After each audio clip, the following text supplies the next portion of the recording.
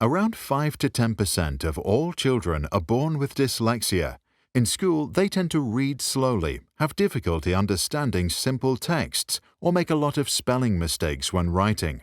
Now, while they are as intelligent as others, having received years of instruction doesn't change the fact that their brains struggle organizing symbols in their heads. Minds of children with dyslexia may switch numbers when reading, swap letters as they appear, or skip words when writing. Some see their handwritten letters backwards, and others struggle with grammar rules.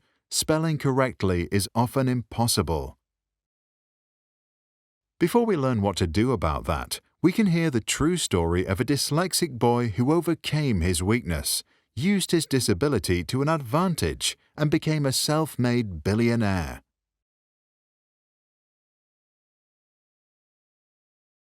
Once upon a time, there was a boy named Ingvar. He grew up on a small farm. Ingvar's grandfather died after realizing he could no longer afford to pay the mortgage. But the grandmother's dedication and hard work saved the farm, and the boy learned that perseverance can lead to a better life, and a better life he wanted. But when Ingvar started school, he struggled, and at one point his father told him he would never amount to anything.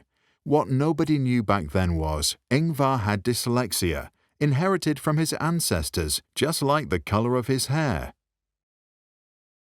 Regardless, he didn't let his problems get him down, and at age 6, Ingvar started selling single matches to his neighbors. Soon after, he asked his aunt in Stockholm to send him matches from the wholesale market. Ingvar then split the boxes into smaller packages and resold them at a greater profit. Seeking his father's support, the young entrepreneur soon reached an entirely new level. By the age of 10, Ingvar would cross the neighborhood on his bicycle, selling fish and pencils. At 14, he sold belts, watches, and wallets stocked under his bed at his boarding school. In 1943, when he was 17 years old, his father helped him to register his company. He named it after himself, Ingvar Kamprad, plus the initials from the farm and village he grew up in. Expanding his line of furniture, Ingvar soon had trouble dealing with the product codes. To help him overcome his weakness, he created a system where he, instead of numbers, gave names to each object. Tables were named after places, garden chairs after islands. Now, Ingvar was able to remember and visualize each product.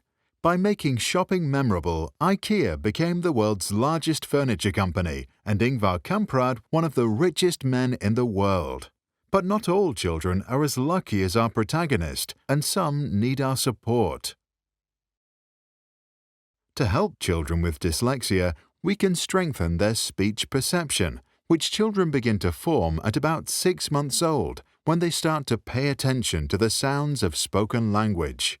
This usually happens as they focus on the movements of their parents' lips to link visual with auditory input. Lip reading is important because our mind usually prioritizes what we see over what we hear.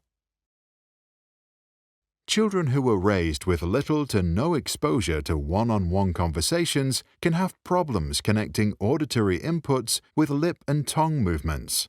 Some may not even realize that it takes a completely different mouth, tongue, and lip movement to produce letters as similar as B and D. They lack what's called phonological awareness, and if they are also dyslexic, they have it especially hard. Practicing phonological awareness can help children train their minds to understand their own mouth movements, sounds, and word structures. Hence, professional therapists often focus first on the basics, such as speaking and listening. Only later do they move on to the more complex forms of communication, such as reading and writing. By the way, in Finland, children learn reading at age 6 or 7, and only 4% are diagnosed with dyslexia. Kids in the UK start school at age 4, but the National Health Service estimates 10% to be dyslexic.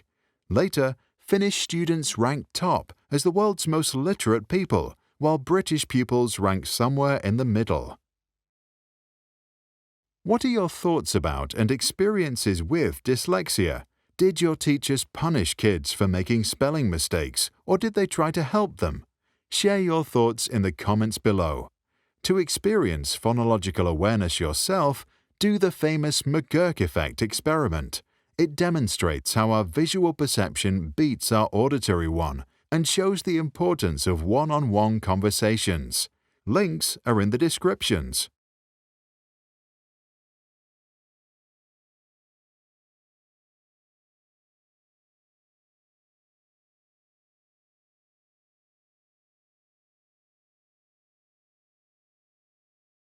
This and all other Sprouts videos are licensed under Creative Commons.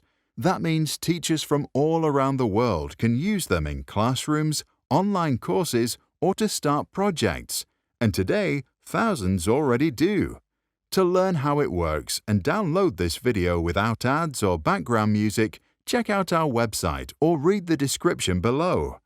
If you want to support our mission and help change education, visit our Patreon. That's patreon.com/sprouts.